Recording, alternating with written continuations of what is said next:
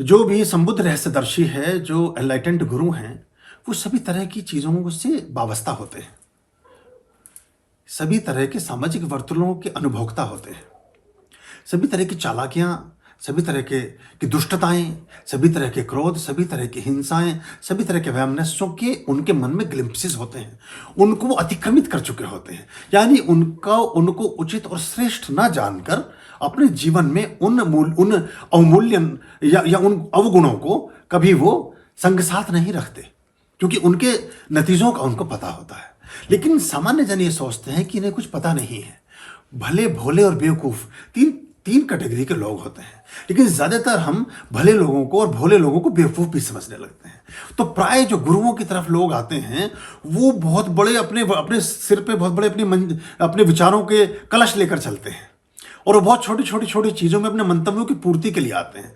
कई बार बहुत से ऐसे लोग आते हैं जो अपनी बनी बनाई व्यवस्थाओं को हमसे टिक मार्क लगवाना चाहते हैं, यानी जो वो कर रहे हैं बस उसको हम हामी भर दें बस उसकी। ये बड़ा मुश्किल है।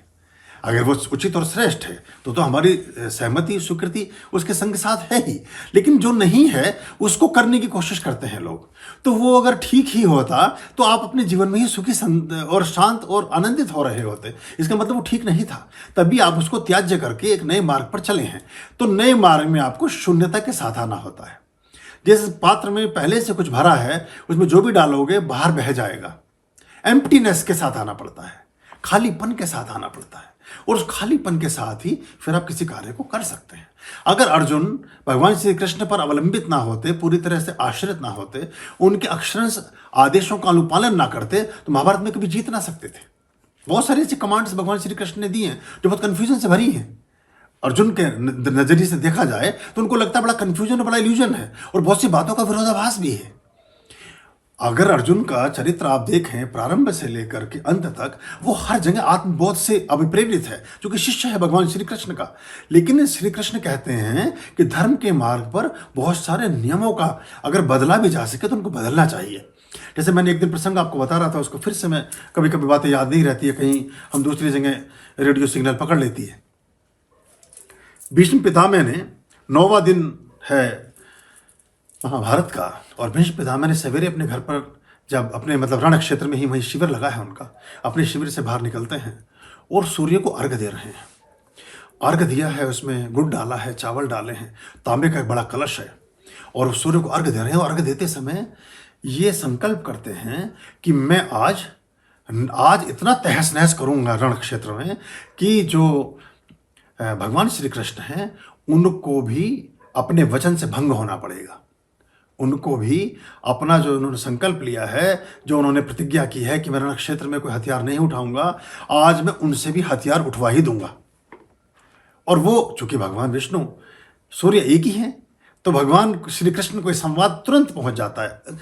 पल भर, एक सेकंड के 100वें हिस्से में जैसे वो तो वहीं बैठे बैठे अपने शिविर में मुस्कुरा रहे हैं श्री कृष्ण, और चल देते हैं। और रण क्षेत्र में ऐसा महापराक्रम उस दिन भीष्म पितामह करते हैं कि जिस पर हनुमत ध्वजा लगी है उस रथ को भी, उसके रथ के पहिए निकाल देते हैं वो, और रथ का पहिया नीचे, और रथ नीचे गिर जाता है, और अर्जुन भी नीचे जा गिरता है। श्री कृष्ण रथ से नीचे उतरते हैं और उसका रथ का पहिया उठा करके ही भीष्म पितामह की तरफ दौड़ते हैं। वो प्रसंग आपने देखा होगा महाभारत में।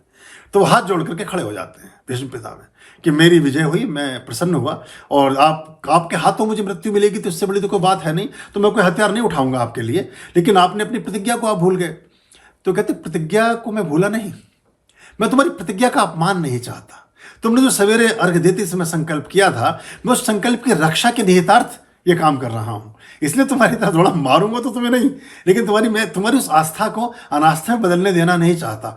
तो धर्म भी वो है, बहुत जगह भगवान श्री कृष्ण ने अपने नियमों और नीतियों को और चीज़ों को और संकल्पों को खंडित करके नए ढंग से प्रतिस्थापित किया है। ऐसे कर्ण है, कर्ण का रथ का पहिया धसा हुआ है, और वहाँ वो अर्जुन कहते हैं कि नहीं, ये निहत्था है और रथ को निकाल रहा है, इस पर मैं हथियार नहीं चला सकता। तो वहाँ कहते हैं तू धर्म को जानता ही क्या है। और जिस दिन अभिमन्यु का वध किया कर्ण ने और सारे लोगों ने, उस दिन धर्म कहा था, कहते हैं प्रहार कर।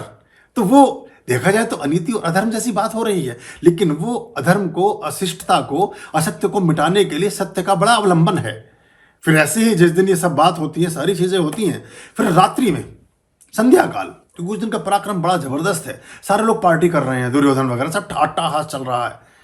अर्जुन और श्री कृष्ण ये बड़े ऐसे ऐसे हिडन सूत्र हैं, ऐसे ऐसे प्रसंग हैं जो प्राय आपने कहीं सुने या पढ़े नहीं होंगे, लेकिन ये सत्य हैं, ग्रंथों में इनके उल्लेख हैं।